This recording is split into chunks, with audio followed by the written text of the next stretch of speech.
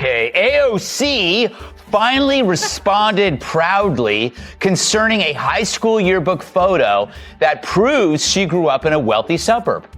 She said, "See, I told you I went to high school." And I can tell you, I know that when I was waitressing and struggling to put food on the table, for a while there, I did. I tried to stop caring. I tried to just keep my head down, work my shifts, and accept that this is just how things are. But that is no way to live, Arizona. It's no way to live. What I do know is that we don't have to live like this. And in fact, we cannot live like this anymore. This is ridiculous. Greg Gutfeld and Megyn Kelly took aim at AOC's political theater and showed no restraint with biting humor and blunt criticism. They dismantled the flashy speeches, viral virtue signaling, and performative outrage from TikTok dramatics to far-fetched economic ideas. Nothing escaped scrutiny. This wasn't just a roast, it felt like the moment her carefully curated #powered image began to unravel, and for those waiting on a clever comeback, none arrived. The takedown said everything, leaving her exposed and silent. This nonsense from like AOC that he should be impeached is just absurd. Absurd. There's no... Okay, get back to me when you've read the Constitution or get a law degree, because you sound like an...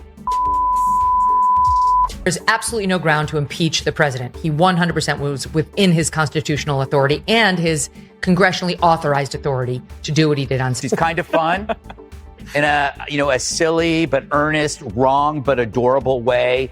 She's like your daughter when she comes back from her first year at Brown, full of half-baked, half opinions, in need of some gentle, patient deprogramming. But people have to realize new faces doesn't mean new ideas. Drives me crazy. AOC has never introduced a fresh idea or issue in her life. Greg Gutfeld didn't need any build-up before launching straight at Alexandria Ocasio-Cortez the instant her name surfaced. It was as if someone slammed a giant comedy button. Gutfeld lit up, treating her less like a lawmaker and more like an endless source of material to him. AOC wasn't merely a congresswoman, she was a walking political sketch who somehow won an election and never realized the joke was supposed to end. She's like an 80-year-old leftist in a used bookstore. I mean, she may look fresh, but she's as stale as an abandoned futon on the street. It's like, I listened to her, I go, I heard that at Berkeley in 1983. So their problem is, and the reason why they don't have any ideas is they operate on half opinions. Like what? Gutfeld began by mocking her tendency to treat every Instagram live like a State of the Union address performed for ring lights, cats, and a phone camera. He joked that AOC could sit among real experts and still leave clutching a fresh pile of recycled buzzwords. Her opinions, he said, sounded like leftovers from a college protest rally, reheated just enough to smell political, but never substantial enough to take seriously. So by now you heard that AOC, among others, were arrested last night. She truly is an American hero. It was brutal, taken out in cuffs. Well, technically, her shirt had cuffs. Maybe French cuffs, as she did surrender without fight. He then shifted to her flair for drama, claiming AOC treated Capitol Hill hallways like fashion runways and every disagreement as a cue for a TV-style meltdown. In Gutfeld's view, she approached legislation the way a reality show contestant handles a team challenge: loud, confused, and convinced she's the hero, even as everything around her collapses. As for whether it's a good idea, that's a debate we should be having.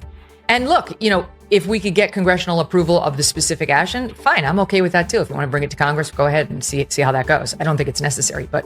When Gutfeld turned to policy, he leaned in hard. He mocked her signature proposals as a blend of wishful thinking and economic disaster. The Green New Deal, he joked, felt like a 7th grade science project finished at the last minute. Glitter everywhere, bright poster boards, and zero math. He compared her plans to assembling IKEA furniture without instructions, then blaming the chair when it inevitably falls apart. Oh, let's do it. What happens? You have repeat criminals wreaking havoc. What if we have sanctuary cities? Hey, let's do it. What happened? Finding sanctuary, safe haven. What if we give trans rights? Oh, you just ruin women's sports. You ruin safe spaces. You make kids' lives hell. But Gutfeld also took aim at her nonstop social media presence. joking that she spent more time recording videos than most full-time influencers except Facts rarely made an appearance. He imagined staff meetings filled with filters and slogans while someone lectured on carbon emissions from inside an SUV. Then came the theatrics. Every vote she disliked became a Shakespearean tragedy, complete with trembling voice and dramatic pauses to him. Disagreement wasn't policy, it was the fall of Rome, just. With better lighting. Meanwhile, Megyn Kelly entered with a different approach where Gutfeld used fire, Kelly used precision. Calm and methodical, she questioned AOC's reputation as a serious thinker, pointing out her habit of repeating half-digested talking points with total confidence. Her speeches, Kelly argued, leaned heavily on emotion but lacked structure, more like motivational posters that somehow won elections. There's a beautiful little town called Yorktown Heights in Westchester. It's not the fanciest of Westchester towns, but it ain't the Bronx by any measure. And the reason this is relevant is because a congresswoman who you may know as Alexandria Ocasio-Cortez has been telling us for years that she is from the Bronx. And recently she had a fight with President Trump over tweet, text, truth, whatever. And she played tough and said, "Oh, don't you mess with me. I'm a Bronx girl, and we eat Queens boys for breakfast." Kelly also criticized AOC's tendency to replace data with moral outrage. Every disagreement, she said, was framed as proof of villainy rather than a difference of opinion. Real life, Kelly noted, isn't a simple heroes versus enemies script, but AOC never seemed to notice, likely too busy staging her next protest inside her own office. According to Kelly, AOC didn't legislate, she live-streamed, she didn't debate, she performed. Congress became a stage, press conferences, audition tapes, and politics a constant chase for applause. Kelly also questioned AOC's environmental branding, joking that someone so focused on saving the planet seemed to collect frequent flyer miles like a touring DJ. Her climate rhetoric, Kelly said, had the depth of a bumper sticker and the reliability of a forecast drawn in crayon. But if her pants had cuffs, she would have pretended to be in leg irons too. But real handcuffs, not so much. But that didn't stop her from pretending. And I hate it when people do this to me. When I ask people to put on handcuffs and they say, "I'll just pretend I have them on,"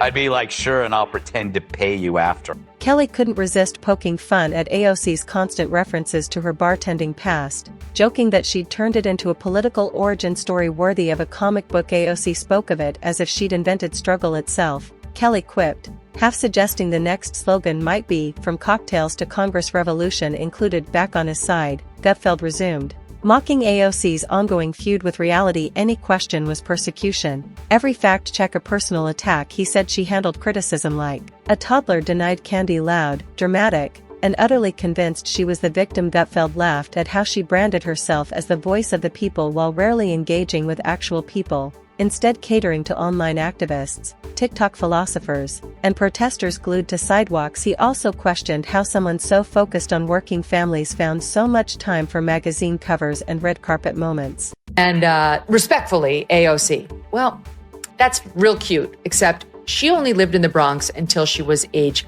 5, when at best you're in usually kindergarten, maybe first grade. And she spent the rest of her childhood, 1 through 12th grade, in Yorktown Heights, which is Westchester. And by any measure, it is richer, nicer, and more white collar than the Bronx, with all due respect to my friends in the Bronx. Gutfeld mocked those fashion statements as political messaging delivered with the subtlety of a jackhammer, accusing AOC of playing Robin Hood in designer heels, grabbing attention while offering speeches that sounded like tweets passed through a thesaurus. Kelly returned to AOC's contradictions, pointing out how she preached empowerment while claiming helplessness, demanded accountability while avoiding it, and called for transparency while sticking to scripted interviews. Kelly argued that AOC had perfected the art of switching between revolutionary and victim depending on which camera angle worked best. She criticized AOC's habit of reducing complex issues to viral slogans, treating anyone who asked for details as an enemy of progress. Capitalism became a cartoon villain, billionaires a convenient scapegoat, and math an afterthought. In Kelly's view, AOC ran politics like a college club: huge plans, flashy posters, and no follow-through once the pizza ran out.